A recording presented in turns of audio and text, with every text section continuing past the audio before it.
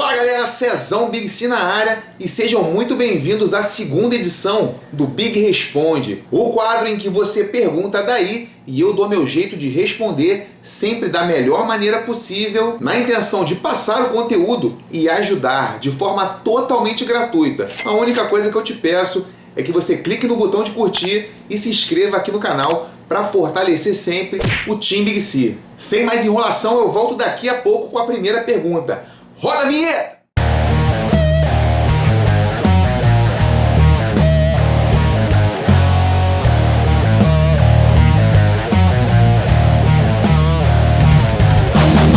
Pode explicar como você faz sua avaliação física?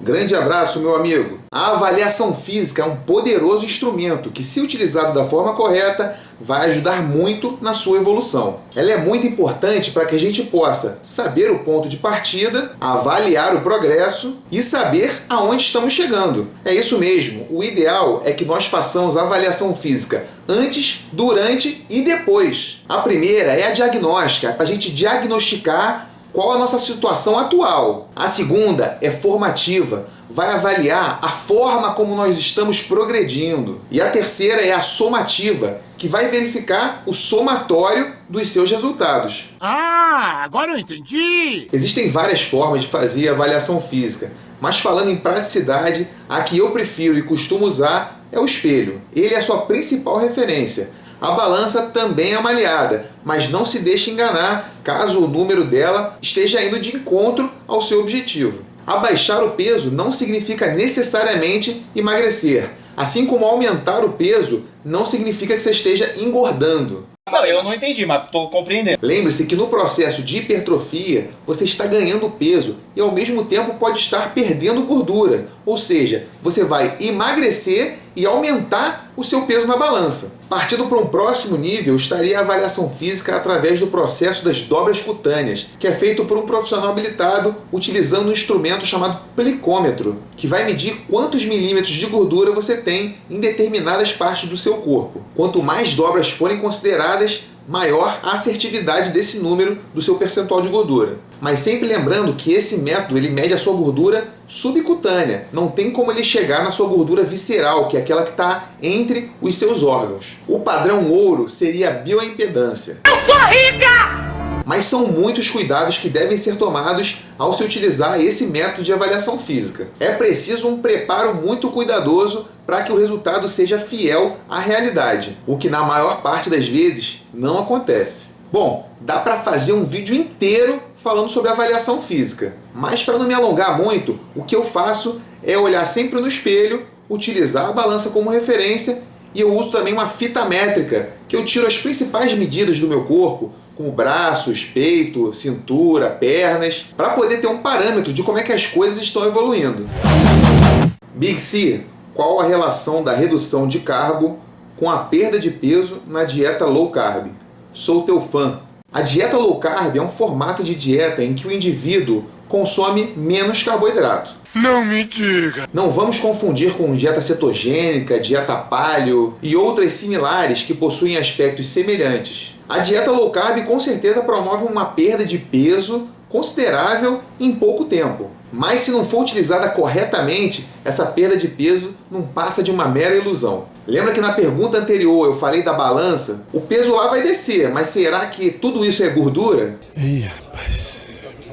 Quando nós consumimos carboidrato, eles são metabolizados pelo nosso organismo e são armazenados na forma de glicogênio, tanto muscular quanto hepático. Em uma dieta de baixo carboidrato, essas reservas diminuem e, consequentemente, nós perdemos peso, porque o músculo não está cheio. Além do peso do glicogênio, parte desse peso que vai embora é de água, pois o glicogênio, quando ele está dentro do músculo, ele não está sozinho, ele tem água junto dele. Então, se menos carboidrato está entrando no seu músculo, consequentemente, menos água está entrando. E é mais peso que está indo embora. Então, como você pode observar, parte dessa perda de peso na dieta low carb é glicogênio muscular que está indo embora e água que está indo embora. É claro que há sim a perda de gordura aliando a low carb a um déficit calórico. Aliás, toda dieta para redução do percentual de gordura, uma hora ou outra, vai ser low carb. O quê? A questão é que o low carb, para mim, pode ser um e para você pode ser outro. Nesse ponto, a individualidade biológica, que eu falei nesse vídeo aqui, vai ditar como é que você responde ao carboidrato na sua dieta. Existe idade mínima e idade máxima para começar a treinar? Não, não existe uma idade mínima nem uma máxima para começar a treinar. Mas vamos começar falando da idade mínima, que é aí que eu acho que mora a maior parte das dúvidas. Não existe um consenso sobre uma idade mínima para se começar a treinar. Na verdade, desde que seja uma atividade orientada, prescrita, feita de forma segura e dentro dos limites da criança ou do adolescente, isso pode acontecer tão logo seja possível. E fiquem despreocupados porque a musculação não atrapalha o crescimento. No, God!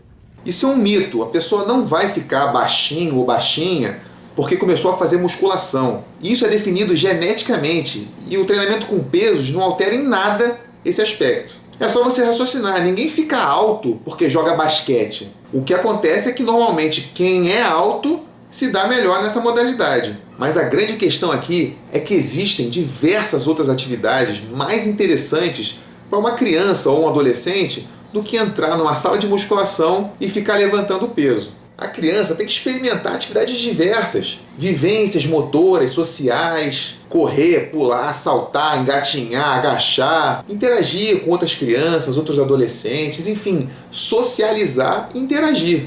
Isso, na minha opinião, é muito mais válido para uma criança, uma pessoa em fase de desenvolvimento. Sobre a idade máxima, o raciocínio é o mesmo, desde que seja feita de forma orientada e segura, respeitando as limitações daquela pessoa, não há restrição de idade. Inclusive, são inúmeros os benefícios promovidos pela musculação para a sua saúde, em especial no caso de idosos. Nunca é tarde para começar. Qual a melhor maneira de utilizar o whey? Depois do treino ou tendo horários específicos durante o dia? Essa é uma pergunta muito recorrente e existe muita desinformação sobre esse assunto. Para responder, eu vou indicar para você 2 vídeos que eu já fiz aqui no canal. O primeiro é o que eu falo sobre os 3 suplementos que eu uso o ano todo. Um deles é o Whey Protein e eu explico lá a forma como eu uso e várias outras formas como ele pode ser usado. E o segundo vídeo é o que eu falo sobre a janela anabólica, completinho, dizendo se existe a necessidade de você consumir ele pós-treino ou não. Mas para não deixar sem resposta, vamos falar de forma resumida aqui. O Whey Protein é um suplemento alimentar composto principalmente por proteína. Ele nada mais é do que uma forma alternativa de proteína para que você consiga atingir as suas necessidades desse macronutriente no dia. Outro ponto que a gente precisa entender é que para quem tem um estilo de vida ativo, pratica esportes, faz musculação, é interessante ter sempre disponível no seu organismo aminoácidos para que ele possa realizar a síntese proteica e suprir as suas necessidades. Ao praticar a musculação, você sinaliza para o seu corpo aonde você quer que ele empregue esses aminoácidos. Você vai direcionar ele para a construção muscular, para a hipertrofia do tecido muscular. Portanto, o Whey Protein ou qualquer outra forma de suplemento de proteína pode ser mandado em qualquer hora do dia que você visualize que você vai ficar com uma carência de proteína na sua refeição. Dessa forma, você vai estar sempre dando aquele aporte de aminoácidos e otimizando o processo de hipertrofia. Mas não se esquece de ver os vídeos que eu já falei, porque estão bem completos. E aproveita também para ver a playlist sobre dieta. Faz logo um Big Flix. Você acha que cinta modeladora alinhada com dieta pode ajudar a reduzir medidas na cintura? Obrigada. A cinta modeladora é um assunto muito controverso.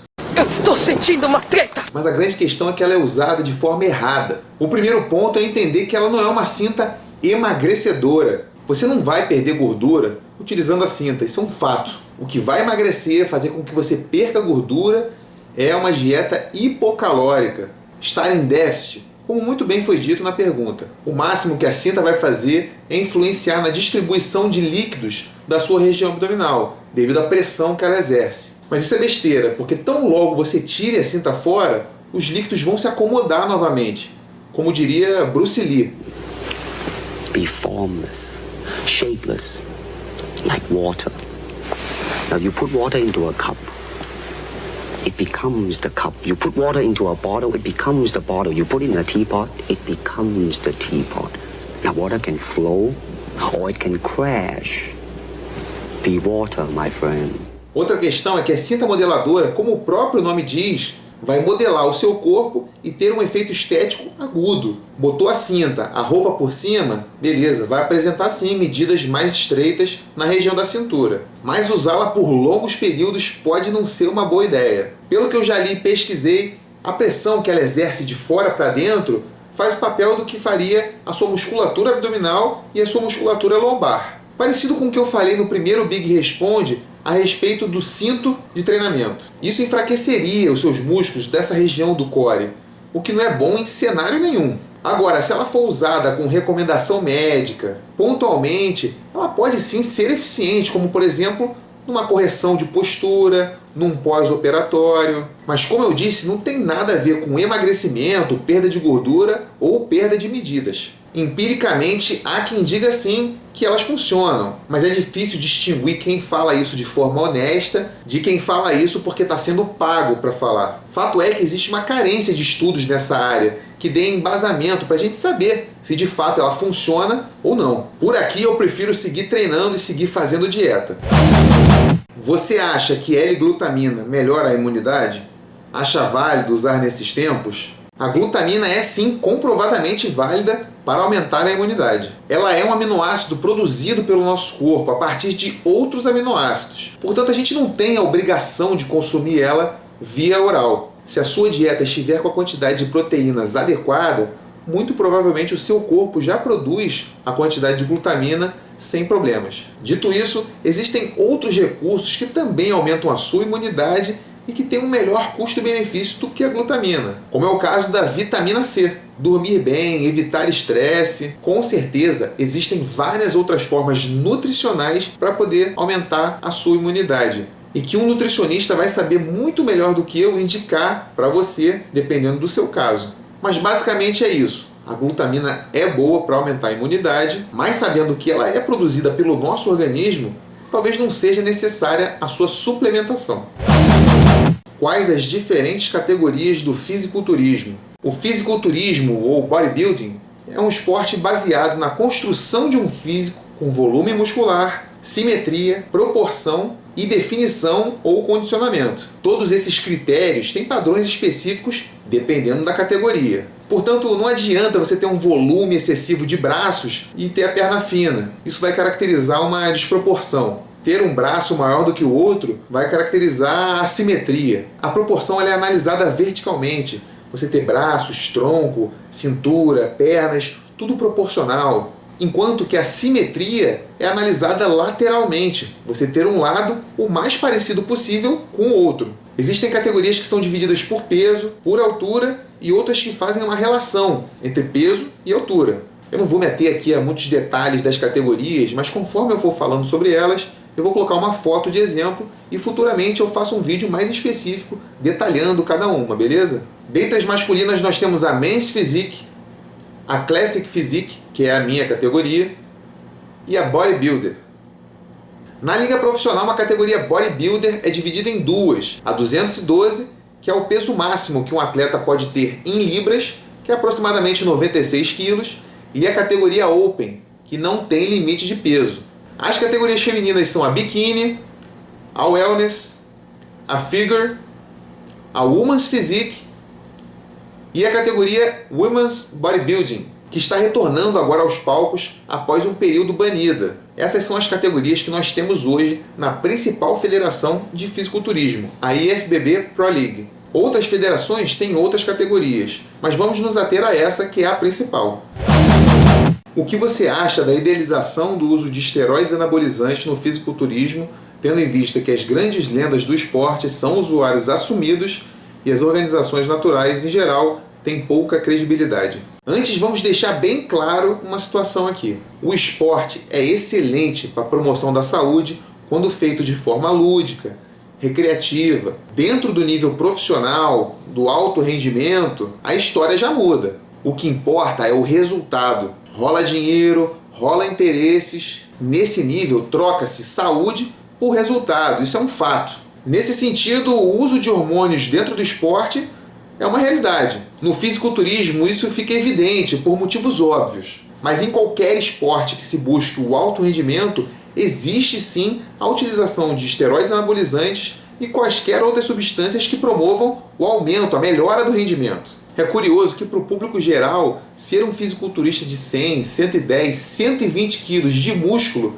é impossível sem a utilização de hormônios. Mas correr 100 metros abaixo de 10 segundos ou então a maratona abaixo de 2 horas é normal. Arremessar um objeto a quase 100 metros de distância é só treinar que sai. Vocês acham mesmo que é viável um jogador de futebol jogar 2 vezes por semana durante quase o ano todo, em alto rendimento, sem fazer uso de nada?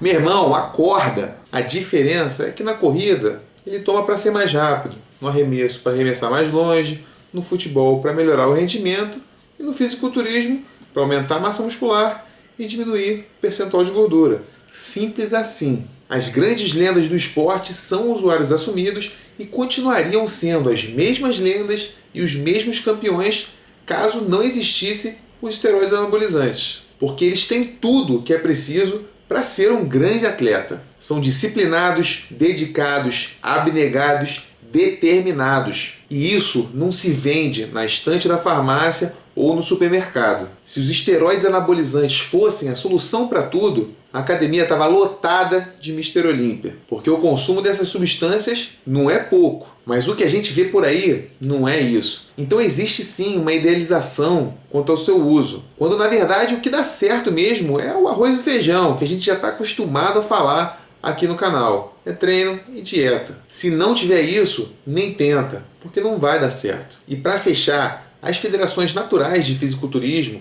aquelas que não permitem o uso de hormônios, realmente não possuem tanta credibilidade assim, porque esses testes são muito fáceis de ser burlados. Mesmo nos testes de urina, um atleta natural deixa de usar os hormônios num período um pouco antes, para poder dar tempo do sistema, do seu organismo ficar limpo. Eu não estou dizendo que não existem atletas naturais de fisiculturismo. Existem sim, e alguns com um shape até melhor do que muito hormonizado por aí. Mas infelizmente eles não competem em pé de igualdade, pois existe essa questão que eu falei de burlar os testes. Aqui no Brasil mesmo nós não temos nenhuma federação natural de bodybuilding, para vocês terem ideia de como não é levado a sério. Pessoal, finalizando o vídeo aqui, eu poderia me estender muito mais sobre cada um dos temas que foram apresentados nesse Big Responde. Inclusive, diz pra mim aqui nos comentários qual foi o tema que você mais gostou para eu poder desenvolver ele mais pra frente num futuro vídeo aqui no canal. E fica ligado lá no meu perfil do Instagram, que eu tô botando direto vários stories com muitas promoções da Black Friday que eu acho que valem a pena. Essa semana passada saiu o resultado do nosso primeiro sorteio. O vencedor levou 1 kg de Whey Protein concentrado da Growth Suplementos, que inclusive já foi entregue. Se eu fosse você, ficaria ligado aqui no canal e lá no Instagram, porque ainda tem muita coisa boa vindo por aí. Então se inscreve no canal, curte o vídeo e ativa o sininho para você não ficar de fora. Aqui é treino, dieta, suplementação e estilo de vida toda semana, totalmente gratuito e com o máximo de qualidade. Eu vou ficando por aqui e até a próxima. Fui!